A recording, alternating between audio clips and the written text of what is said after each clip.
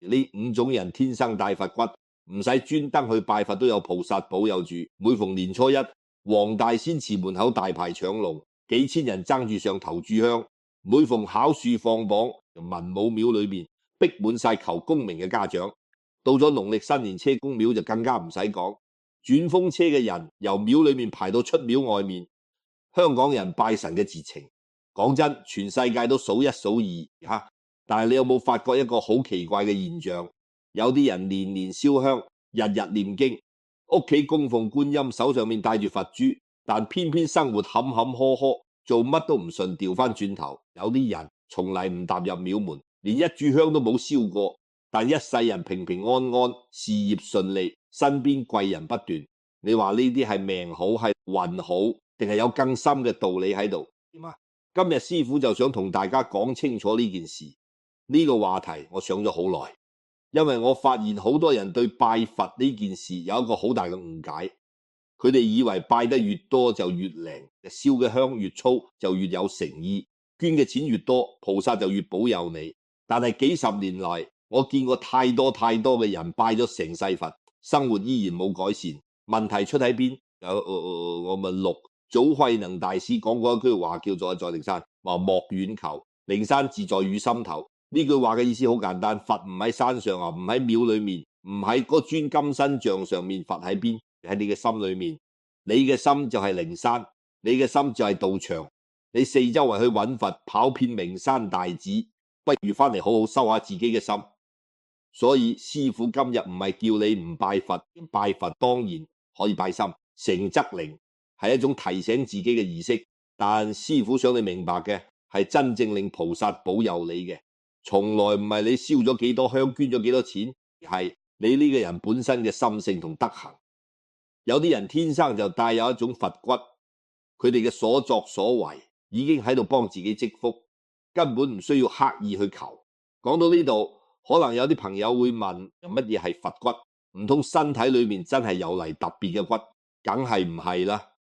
佛家講嘅佛骨其實係一個比喻，講嘅係一個人嘅根氣同善根。乜嘢係根氣？又係你呢個人對善嘅感受力有幾強，對德嘅承載力有幾大。有啲人天生就心地善良，見到人哋受苦會難過，遇到唔公平嘅事會企出嚟，呢啲就叫善根深厚。有啲人天生就自私自利，見到人哋倒霉仲幸災樂禍，呢啲就叫善根淺薄。六祖壇經裏面有句話叫做一切福田不離方寸。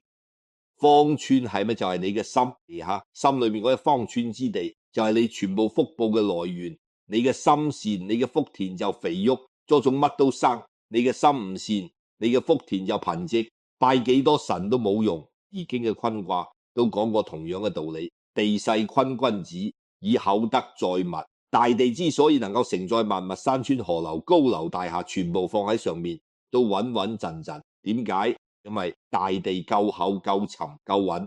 人嘅福氣都係一樣嘅道理，你嘅德行夠唔夠厚，決定咗你載唔載得住啲福氣。有啲人突然發咗一筆橫財，結果3、2年就敗晒。點解？因為佢嘅德行唔夠厚，載唔住咁大嘅福氣。用香港人聽得明嘅說話嚟講，好比你開一間鋪頭，地基打得穩，幾大嘅颱風都吹唔冧。但如果地基鬆鬆散散，你裝修再靚，招牌再大，一場風就全部冧晒。佛骨就係你做人嘅地基，地基打得好，福氣自然嚟；地基冇打好，求神拜佛都係表面功夫。咁樣乜嘢？人地基最穩，佛骨最正呢？師父幾十年睇人無數，我總結出5種人，今日一種一種同大家講，由最基本嘅講到最高階嘅，每一種都有佛學嘅道理，亦都有易經嘅智慧。更加有我哋日常生活入面馬上可以用嘅方法。你聽完之後唔需要去廟，唔需要使1分錢，由今日開始就可以收第一種佛骨。孝順父母嘅人，百善孝為先。呢句話中國人講咗幾千年，但係真係做到嘅人有幾多？師父將孝順排喺第一位，因為呢個係一切福德嘅根基。你諗一諗，父母係乜嘢人啊？係將你帶到呢個世界上嚟嘅人，係你肚餓，為你病咗，照顧你跌低扶你起身嘅人。佛門裏面有句話講得好，堂上有佛，二尊惱怒，世人不識。點解你屋企就坐住兩尊活佛，就係你嘅老豆同老母，但係世間人偏偏唔識貨，丟低屋企嘅活佛，唔理就去廟裏拜泥像。你諗下，釋迦牟尼佛成佛之後，人做嘅第一件事係乜？係專門上天去為佢母親說法。佛祖尚且如此，何況我哋呢啲普通人？再睇下易經點講，易經64卦裏面有個家人卦，講嘅就係家庭嘅道理。家人累正，為乎內男，正為乎外，天地之大義也。家庭裏面各安其位，和和順順，呢個係天地間最大嘅道理。一個人喺外面再成功，賺再多嘅錢，住再大嘅屋，但係屋企亂七八糟，同父母嘅關係搞到一塌糊塗，咁叫乜？咁叫本末倒置。講到呢度，師傅要講幾句真心說話。我喺香港幾十年見過太多咁嘅情況，有啲人每年使幾千蚊去車公廟點燈祈福，去太歲殿攝太歲，初一十五準時去廟裏上香，誠意十足。但你問佢幾耐冇返屋企陪阿媽食飯，佢答唔出。咁啊，你問佢上次同老豆坐低傾偈係幾時，佢諗唔起。更加離譜嘅係，有啲人返到屋企同阿媽講嘢，黑口黑面打電話，永遠係得啦得啦，收線啦，好似講多兩句就會死咁。我講句唔好聽嘅說話，你連自己父母都唔孝順，你去拜乜嘢佛菩薩睇到都擰頭。如果你而家睇緊呢條片，師傅想問你一句，你有幾耐冇認認真真咁同父母坐低食一餐飯？如果諗起咗，不妨喺評論區打一個字孝，提醒自己今晚返去對父母好啲，唔需要做乜嘢大事，幫阿媽洗一次碗，就陪老豆散一次步，教佢哋用下手機，呢啲都係修行佛家。講孝順有3個層次，第一個層次叫養父母之身，即係物質上照顧好佢哋，等佢哋食得飽、着得暖、有地方住。呢個層次最基本，大部分人都做得到。第二個層次叫養父母之心，即係情感上陪伴佢哋，等佢哋開心，等佢哋安心，等佢哋唔孤單。呢個層次需要耐心，好多人忙起上嚟就唔記得第3個層次叫養父母之志，即係令父母以你為榮，等佢哋覺得呢一世養你係值得嘅。呢個層次係終身嘅修行，亦都係最難嘅。你做得到第一層係盡本分，做得到第2層係有良心，做得到第3層先至係真正嘅大孝。而真正大孝嘅人，菩薩一定保佑，因為你連最基本嘅恩都識得報，天地都會幫你第2種佛骨。口積陰德嘅人，管住把口就係最大嘅修行。有冇計過？計一日要講幾多句說話？幾百句總有啩。返工同同事講，返屋企同家人講，出街買嘢講，打電話講，發 WhatsApp 講，每一句說話出咗口，就好似種咗一粒種子，種善因定係惡因，全部睇你呢把口。佛家有一個概念叫口業，喺佛家嘅10善業裏面，身體嘅業佔3條，意念嘅業佔3條，但係口嘅業獨佔4條。邊4條？不妄語就係唔講大話，不兩舌就係佔搬怒是非，不惡口就係唔講粗口傷人嘅說話，不綺語就係唔講無聊嘅廢話。閒話你睇10條善業裏面，把口就佔咗4條，可見佛陀有幾重視口嘅修行。點解？因為把口係最易造業嘅地方，亦都係最易積福嘅地方。易經嘅對卦都講過呢個道理，喺8卦裏代表口，代表月對為口為月。意思係講嘢嘅最高境界係令人聽咗歡喜，令人如沐春風。易經仲有句話叫吉人之辭寡措，人之辭多。有福氣嘅人話唔多，但句句暖心；躁動不安嘅人話特別多，但句句傷人。你身邊一定有呢2種人，你諗下你更願意親近邊一種？講到這裏我諗起喺香港生活入面好多溫暖嘅小事。茶餐廳阿姐見你一個人食飯，笑住講句慢慢食啊靚仔。巴士司機見你跑住追車，等你2秒，講句小心啊。街坊見你唔小心撞到佢，佢調轉頭講句唔緊要嘅。呢啲說話值幾多錢？1毫子都唔值。但係呢啲說話嘅溫度可能溫暖咗對方。成日呢啲人未必讀過佛經，但係佢哋做嘅嘢就係佛家講嘅愛語修行。乜嘢係愛語？佛家講咗4種，第一種叫真實語，就係講真話，唔呃人；第二種叫柔軟語，就係講嘢講得柔和溫暖，唔生硬唔刺耳；第三種叫適時語，就係咩場合講咩話。人哋傷心嘅時候，你唔去講風涼話；人哋開心嘅時候，你唔去潑冷水。第四種叫有意義語，就係講有營養嘅說話，唔講嗰啲無聊嘅八卦閒話。調翻轉頭講，有啲人把口就好似一把刀，辦公室裏面搬弄是非。今日講呢個同事嘅壞話，聽日講嗰個同事嘅閒話。WhatsApp 群組裏面議論人哋嘅家事，背後論人長短。更加得人驚嘅係，有啲人講嘢專登戳人痛處。你都幾十歲仲未結婚，你賺咁少點養家？你個仔讀書識咁差，以後點算？呢啲說話講出嚟痛快咗2秒，但做嘅口業要用幾多福氣去還？香港人有句老話講得喉，病從口入，禍從口出。管住你把喉，一班嘅災禍就冇咗師傅教大家一個方法，叫做3秒法則。每句說話出口之前，心裏面默數3秒，問自己3個問題：第一，呢句話係咪真嘅？第二，呢句話有冇必要講？第三，呢句話會唔會傷到人？3個問題都過關先至開口，3個裏面有一個過唔到就唔好講。你試下堅持1個禮拜，你會發現你嘅人際關係即刻唔同晒。如果你覺得師傅呢個方法有道理，可以喺評論區打口德2個字，提醒自己每日收口業，亦都可以分享俾你身邊嗰啲講嘢唔係好注意嘅朋友啊，幫佢哋都積一份功德。第三種，佛骨心懷感恩嘅人，唔抱怨命運，知足。就係福師傅想問一個問題每朝早起身，你腦海裏面第一個念頭係乜？係又要翻工好煩，定係感恩又有一日？你唔好睇小呢個念頭，呢個念頭決定咗你成日嘅狀態，甚至決定咗你成世人嘅命運。佛家有一個概念叫做隨喜功德，係普賢菩薩10大願之一。乜意思？就係見到人哋好，你發自內心替佢歡喜，唔知道唔眼紅唔酸。佢呢件事聽落簡單，但做起上嚟太難啦。而家好多人見到人哋升職加薪就唔舒服，見到人哋買咗新車就酸2句，亦見到人哋嘅仔女考到名校就暗暗不爽。呢種心態，佛家叫做知道障，係最折福嘅。調翻轉頭，一個識得感恩嘅人，佢嘅心態係完全唔同嘅。佢見到人哋好又會替人開心，佢遇到困難唔會怨天尤人，而係諗辦法解決。佢每朝擘大眼會感恩自己仲活着，仲能夠呼吸，仲有機會去努力。呢種人身上散發出嚟嘅氣場係溫暖嘅、積極嘅，人哋願意行近佢好運，自然願意揾上佢。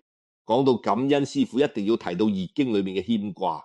64卦裏面大部分嘅卦都係有好有壞，有吉有凶，有利有弊。但係有一個卦非常之特別，6個爻全部都係吉，冇一個凶。邊一卦就係謙卦。天道虧盈益謙，地道變形流謙，鬼神害盈福謙，人道惡盈浩謙。一句話總結就係謙受益滿招損。成部易經64卦，只有呢個謙字係點行都唔會錯嘅。你謙虛，你感恩，你知足，天地鬼神都會幫你。你驕傲，你貪婪，你唔知足，天地鬼神都會損你。香港人應該最明白呢個道理。我哋經歷過幾多風浪，97年金融風暴，幾多人一夜之間身家縮水，03年沙士全城陷入恐慌，好多人冇咗至親，08年金融海嘯又係一輪衝擊。呢啲年來社會變遷，好多人都受到影響。但係你睇下咁真正捱過嚟嘅人靠嘅係乜？唔係抱怨政府唔係埋怨命運，而係嗰份有手有腳就有得捱嘅感恩心態。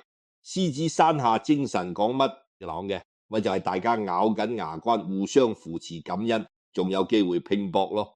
反面嘅例子都有啲人住緊1000尺豪宅仲嫌唔夠大，揸住名車仲嫌唔夠新，年薪100萬仲嫌唔夠多。你睇慢2分鐘就發脾氣排隊，等多陣就怨聲載道。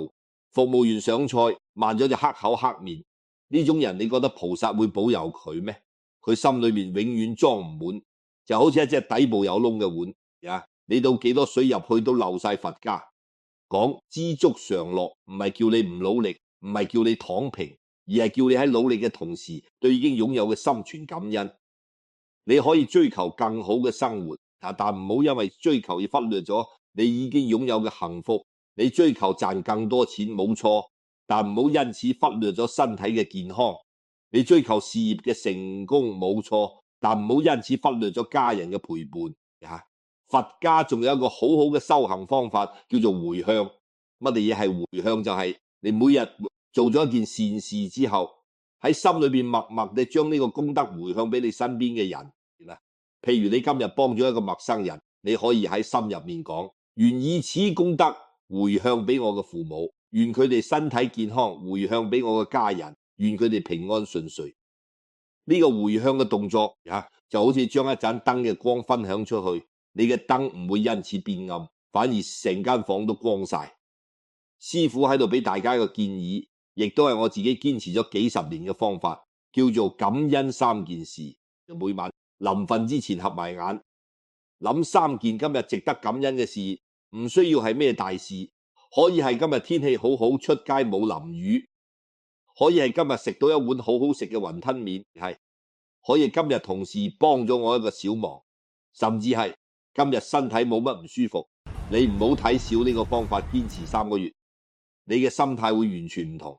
你會發現原來自己嘅生活已經好好，原來值得感恩嘅事每日都喺度發生，只係以前你從來冇留意過。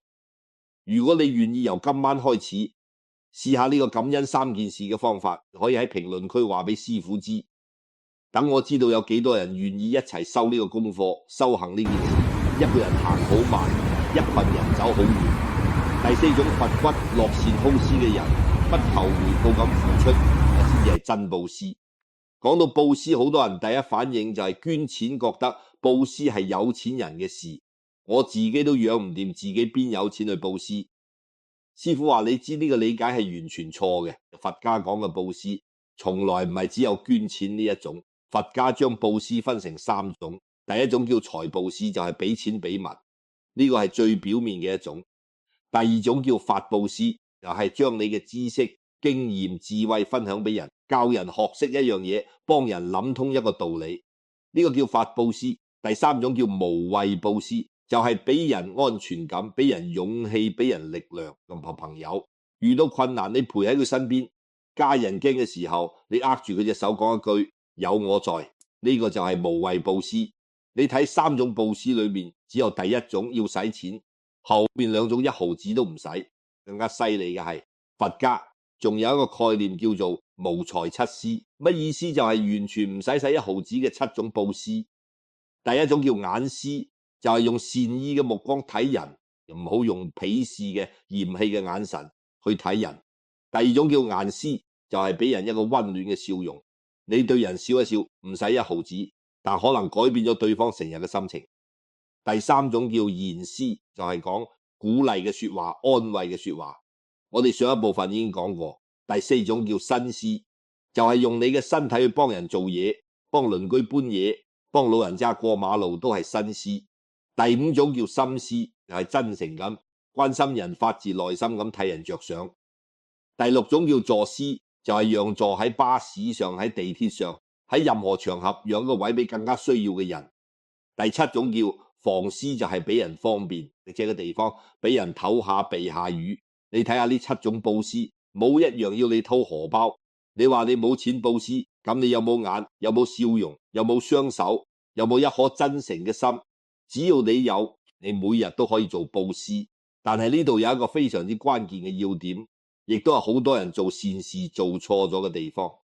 金剛經裏面有一句非常重要嘅說話，叫做應無所住而行布施。乜意思？就係你做咗善事之後，心裏面唔好記住佢，唔好當係一盤賬嚟記。你幫咗人，唔好日日記住人哋爭你一個人情。你捐咗錢，唔好四周圍去講你捐咗幾多。你做咗好事，唔好即刻撚手唔成勢咁影相發上朋友圈。呢種唔記住、唔邀功、唔求回報嘅布施，佛家叫做無相布施。功德係最大嘅。調翻轉頭，有啲人捐錢一定要刻名做善事，一定要拍片擺上網，幫咗邊個一定要俾全世界都知，呢啲叫有相布施。唔係話完全冇功德，但係功德要打好多折扣。點解？因為你已經收咗回報，人哋嘅讚美、網絡嘅點讚，自己嘅虛榮心得到滿足，呢啲就係你嘅回報，你嘅功德已經喺呢度兌咗現。講到呢度，點啊？師傅想起香港好多溫暖嘅畫面，老一輩嘅屋村街坊，邊個煲多咗湯，會裝一碗送過隔離；邊個小朋友放學冇人接噃，會幫手睇住一陣涼茶鋪。老闆見你咳兩聲，咁咪送多杯俾你，唔收錢。的士阿叔見你趕時間，主動幫你兜近路，到咗仲講句唔使急，準時到嘅。呢啲人可能連佛經都冇讀過一本，但你話佢哋做嘅嘢又同菩薩有咩分別？易經嘅易卦講得好，選上益下，文說無疆，上面嘅人減少啲，下面嘅人增加啲，天下人都歡喜。真正嘅福報喺邊度嚟？從利他嚟，令人哋得益天地，自然會令你得益。呢個係宇宙嘅規律，唔係迷信，唔係玄學。你睇下你身邊嗰啲人緣好嘅人，運氣好嘅人，10座裏面有9個都係平時樂於助人嘅人。呢個唔係巧合，呢個係因果。師傅俾大家一個功課，叫做每日一善。由今日開始，每日做一件小善事，幫人，東住攞門，喺便利店讓一讓俾後面嘅阿婆，喺街度見到垃圾，順手執起掉入垃圾桶。見到同事忙唔過嚟幫手搭一把，做完之後最重要嘅一步係乜？係唔講唔發唔記，等呢件善事安安靜靜咁存入你嘅福報戶口入面，唔好提取利息，等佢慢慢滾存。你今日做咗乜善事唔需要講出嚟，但如果你願意喺評論區打一個善字，師傅就知道你已經開始收呢個功課啦。第5種，佛骨能夠忍辱嘅人，受咗委屈唔記仇，先至係真正嘅大智慧。師傅將忍辱擺喺最後一種嚟講，唔係因為佢唔重要，就啱啱相反。呢個係5種佛骨裏邊境界最高嘅一種。前面4種你每日都有機會練，但忍辱唔一樣，佢係關鍵時刻先會出現嘅考驗。遇到咗你能夠忍住係個福報，就上一個大大嘅台階。遇到咗你忍唔住，前面積嘅福可能一下子就漏晒。好多人一聽到忍呢個字就唔舒服，忍憑咩忍？係咪叫我做縮頭烏龜？係咪叫我俾人蝦咗都唔可以還手？師傅話，你知佛家講嘅忍辱同你理解嘅忍氣吞聲完全係兩回事。忍氣吞聲係你冇力量反擊，只能硬啃，個心谷住一肚氣。佛家嘅忍辱係你有力量反擊，但你選擇唔發作，唔係因為你驚，而係因為你睇得通透。你知道發作咗對邊個都冇好處。佛家將忍辱分成3個層次，第一個層次叫生忍，就係忍受身體上嘅痛苦，病咗忍住唔怨天尤人，受咗傷忍住唔自暴自棄。第2個層次叫法忍，就係忍受命運嘅唔公平，明明你做得啱，卻俾人冤枉；明明係你嘅功勞，卻俾人搶咗；明明你最勤力，卻偏偏升唔到職。呢啲唔公平，你能夠忍得住，唔記恨，唔報復，呢個叫法忍。第3個層次叫無生法忍，呢個係最高境界。乜意思？就係你心裏面根本冇忍呢個概念，因為你明白世間一切都係因緣和合，冇乜嘢值得你去忍。風吹過嚟，你需要忍咩？唔需要，因為風就係風，佢唔係針對你嘅，人哋對你唔好都一樣，嗰個係佢嘅因緣，佢嘅業力同你冇關係。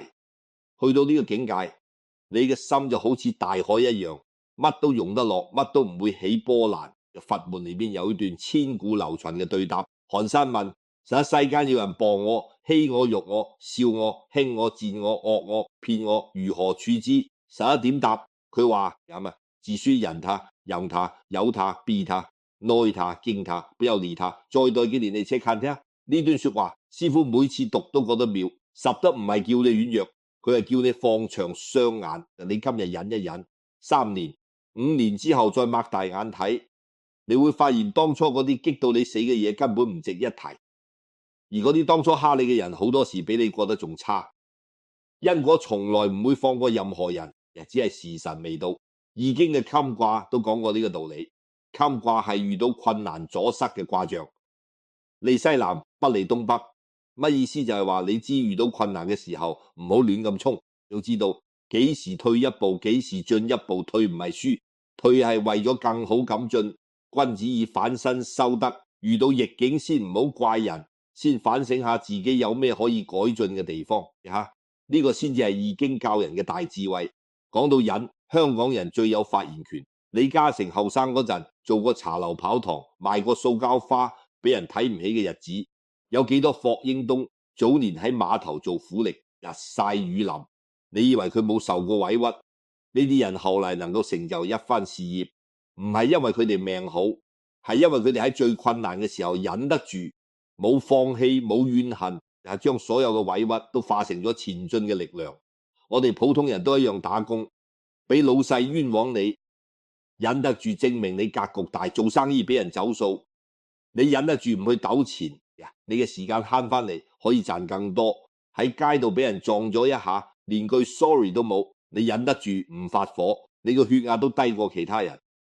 嗰啲俾人 cut 線就嘈到拆天嘅人，同時講兩句就記仇半年嘅人，表面上睇係贏咗面子，實際上輸咗乜？輸咗福氣，輸咗格局，輸咗人哋對你嘅尊重。師父教大家一個忍辱嘅心法，下次受委屈嘅時候，心入面默念一句話，呢個係嚟消我舊業嘅。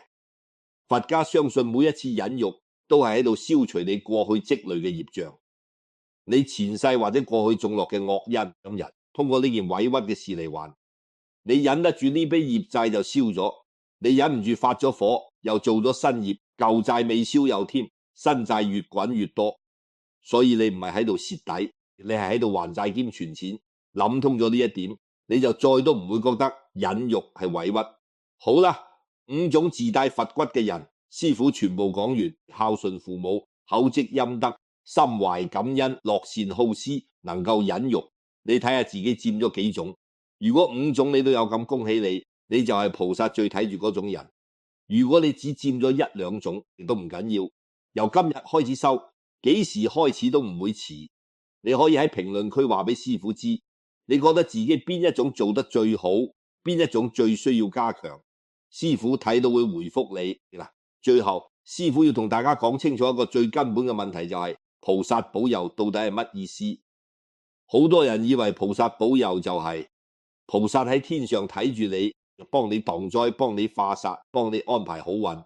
一有咩事就求菩薩升職要求、考試要求、買樓要求，連買6合彩都要求。師父講句唔好聽嘅，菩薩如果你理呢啲嘢，咁菩薩忙過你真正嘅保佑係乜？係你自己嘅善行式，形成一個正向嘅因果循環。你對人好，人對你好，你嘅人緣就好，你心態正睇問題就通透，決策就唔容易出錯。你品行端正，人哋信任你，機會自然嚟揾你。你嘅善行就好似存咗入銀行嘅錢一樣，日積月累，利息越滾越多，去到某一天你需要用嘅時候又有。呢個唔係咩神通，唔係咩法力，呢個就係因果易經坤卦。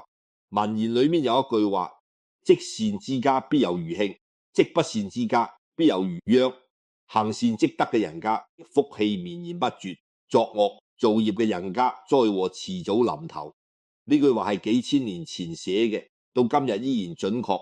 你去睇下你身邊嗰啲家庭和睦、子孫興旺嘅人家，邊個唔係厚道善良嘅？再睇下嗰啲家破人散、麻煩不斷嘅，10有8九係以前做咗虧心事。佛家仲有句話講得更加透徹，叫做菩薩為因，眾生為果。乜意思？有智慧嘅人喺因上面落功夫，佢唔會等到出咗事先去求神拜佛，佢喺日常生活入面就已經將每一個善因種好冇智慧嘅人只睇到果，等到災禍嚟先識驚，先走去燒香叩頭。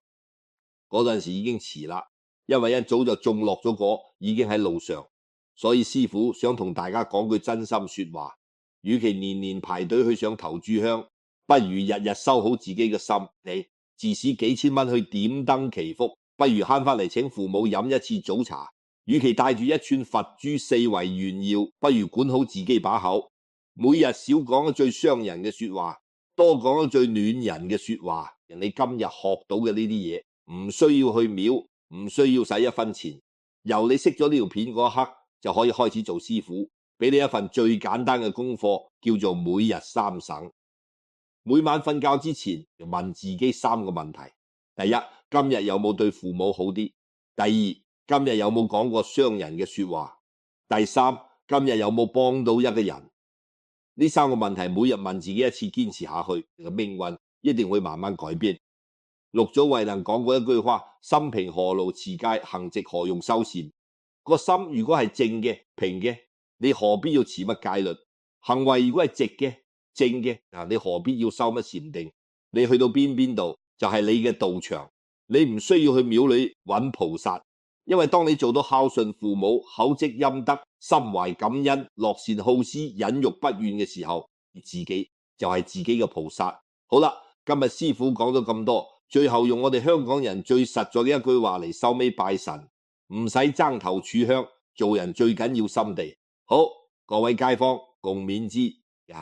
如果你覺得今日師父講嘅有道理，對你有幫助，請你幫手按個讚，分享俾你身邊嘅家人朋友。特別係嗰啲平時好中意去拜神，但脾氣又唔係幾好嘅朋友，等佢哋都聽下你嘅一次分享，可能就幫一個人諗通咗。呢個本身就係法布施，功德無量。我哋下期再見。